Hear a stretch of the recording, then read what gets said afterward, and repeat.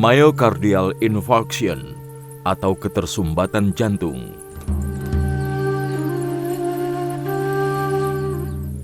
Hampir dalam setiap hitungan 1 menit, ada 3 yang mengalami ketersumbatan jantung atau myocardial infarction. Dan salah satu dari ketiga orang ini akan menghembuskan nafas terakhirnya sebelum sampai di ras untuk mendapatkan pengobatan. Myocardial infarction telah menelan hampir 500 juta jiwa orang Amerika dalam setiap tahunnya. Sementara di Inggris, penyakit ini menelan korban 150.000 orang dalam jangka waktu 1 tahun. Sangat disayangkan sekali, saat ini di negara-negara Arab, kasus penyakit ini mulai menunjukkan peningkatan yang cukup mengerikan. Apa sebenarnya myocardial infarction itu?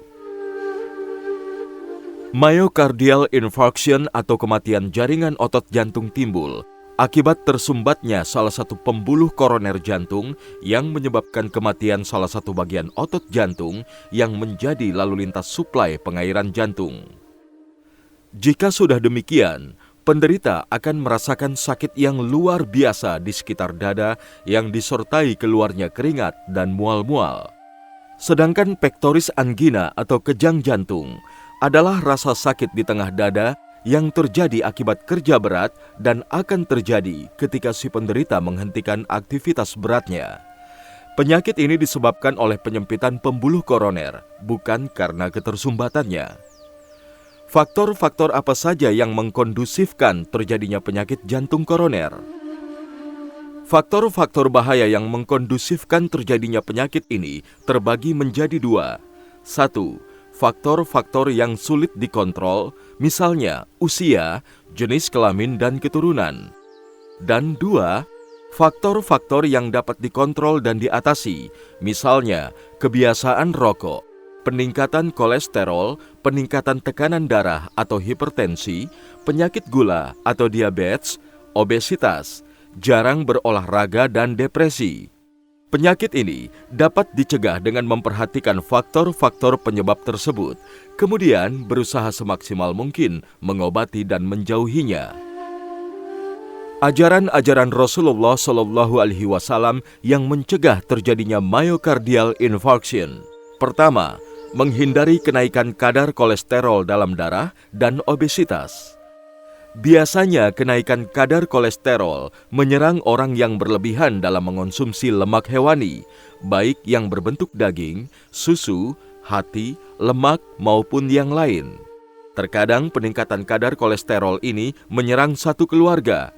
Tidak diragukan lagi bahwa peningkatan kadar kolesterol dalam darah memperbesar resiko kemungkinan terserang penyakit jantung koroner. Obesitas juga memberikan peluang lebih bagi terjadinya penyakit gula dan hipertensi. Selain itu, obesitas memberikan peluang terjadinya penyakit jantung koroner, terutama pada kaum pria di usia paruh baya. Sudah maklum adanya bahwa obesitas biasa menyerang orang yang terlalu banyak makan tetapi sedikit bergerak. Sekarang ini para pakar gizi gencar menganjurkan konsumsi makanan berkadar lemak dan kolesterol rendah. Mereka juga menganjurkan kita untuk menjaga berat badan ideal atau seimbang. Bagaimana kita dapat memiliki hal itu? Rasulullah SAW telah mendorong umatnya untuk makan secara seimbang dan menjauhkan diri dari kesalahan pencernaan. Dengan sanad Hasan At-Tirmizi meriwayatkan dari Ibnu Umar, ia berkata, ada seorang laki-laki yang bersendawa di dekat Rasulullah.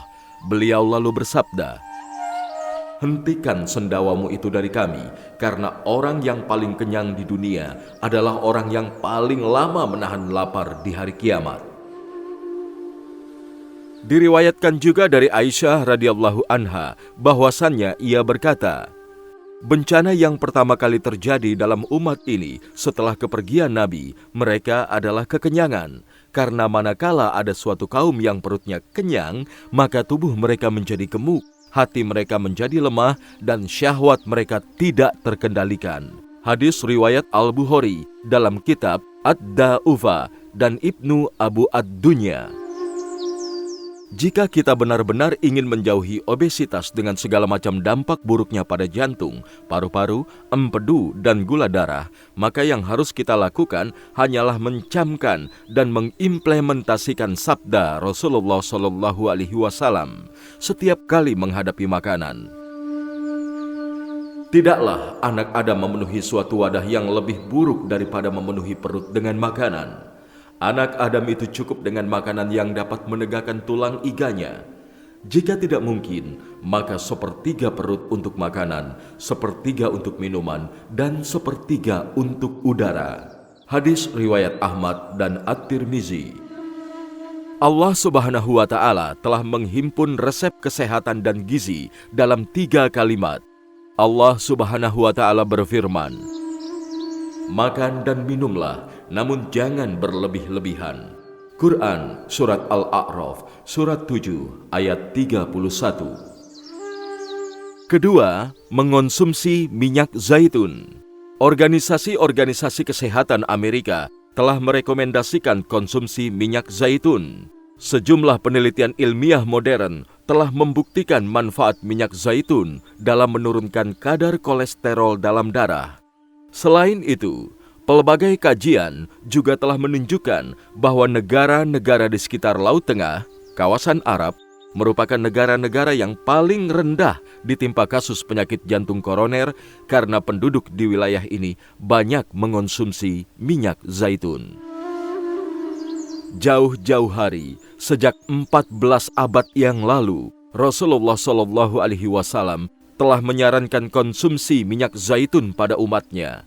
Beliau bersabda, "Makanlah minyak zaitun dan pakailah untuk meminyaki rambut, karena minyak zaitun ini berasal dari pohon yang diberkati."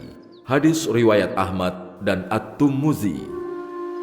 Dan pohon zaitun inilah yang disebutkan Allah dalam firman-Nya, yang dinyalakan dengan minyak dari pohon yang banyak berkahnya, yaitu pohon zaitun yang tumbuh tidak di sebelah timur, sesuatu, dan tidak pula di sebelah baratnya.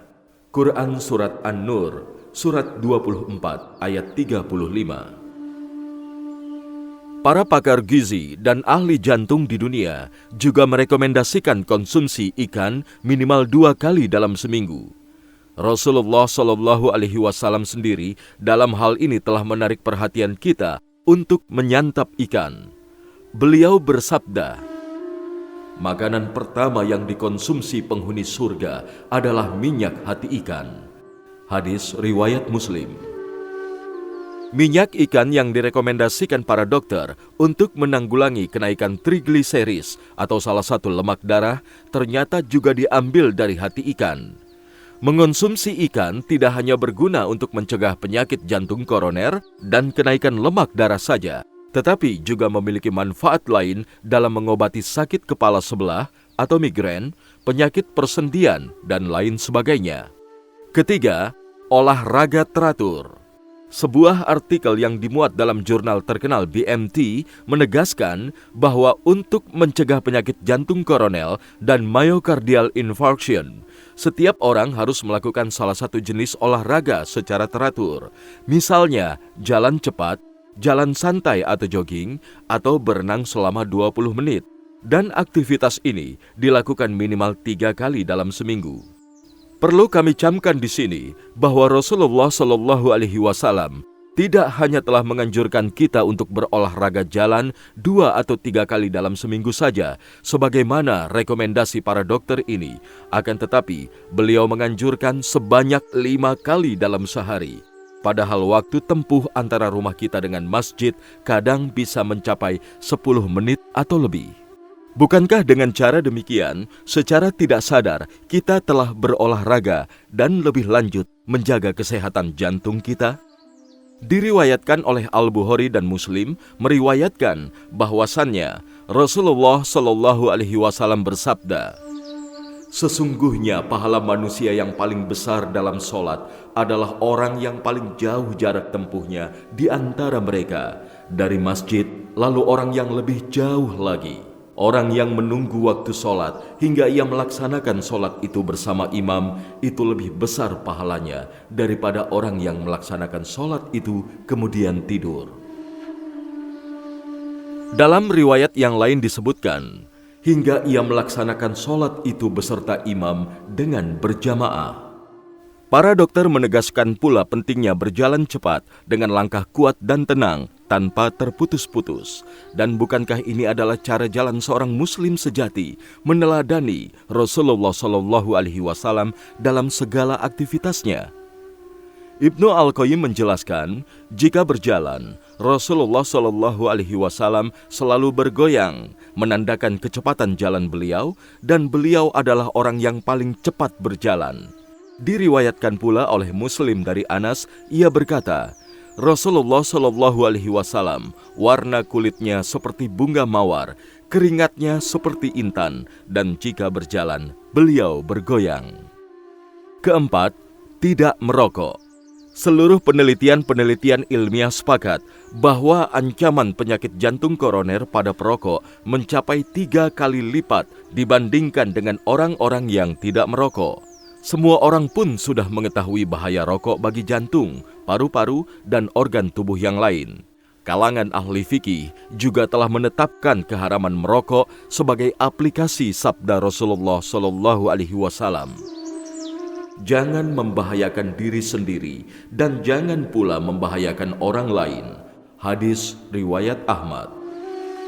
Seorang muslim sejati akan memilih tidak merokok dan merasa enggan untuk menghambur-hamburkan uang jutaan rupiah setiap tahun dari kekayaan kaum muslim untuk membiayai hal yang justru merusak mereka, bahkan sama sekali tidak ada manfaatnya bagi mereka.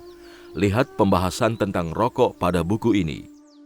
Kelima, mengobati hipertensi dan penyakit gula atau diabetes atau menjauhi gejala penyakit ini jika memang belum terkena. Yang jelas, menanggulangi hipertensi dan penyakit gula atau diabetes efektif dapat membantu menjaga diri dari resiko penyakit jantung koroner.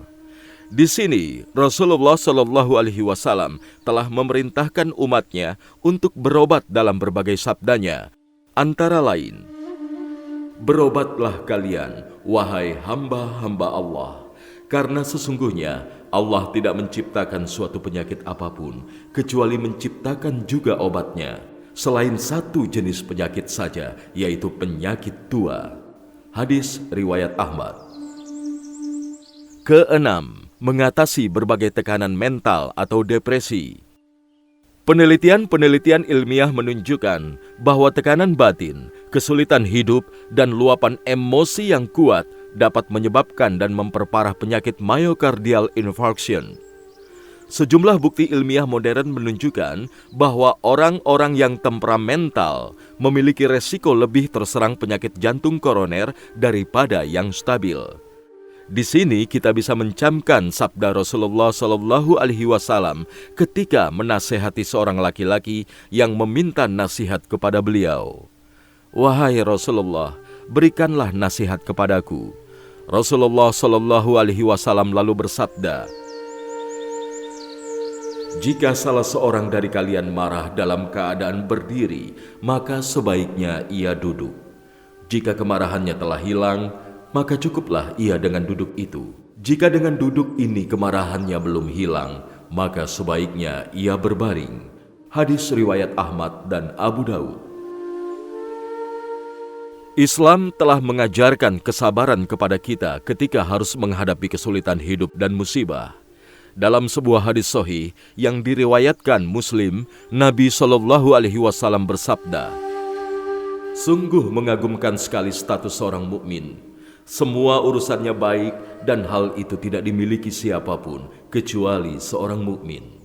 Jika ditimpa kebahagiaan, ia pandai bersyukur sehingga hal itu menjadi lebih baik baginya. Jika ditimpa kesulitan, ia pandai bersabar sehingga hal itu menjadi lebih baik baginya.